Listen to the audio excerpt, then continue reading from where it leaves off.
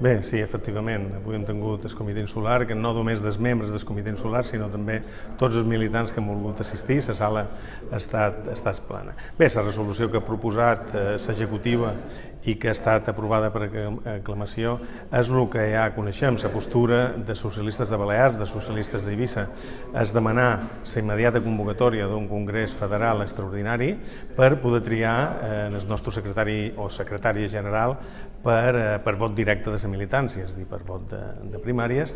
Això en primer lloc. Segon, és no dar suport en cap manera, votar no a la investidura de Mariano Rajoy, la investidura del Partit Popular. Nosaltres som un partit diferent i no podem dar ni per activa ni per passiva el nostre suport en aquesta investidura. I en tercer lloc, manifestar el nostre suport i la nostra convicció que tenim que buscar acords en partits progressistes, en partits que han liderat el canvi en aquestes darreres eleccions, per intentar formar governs de canvi, governs progressistes, que puguen tornar les polítiques progressistes i de canvi en el govern d'Espanya.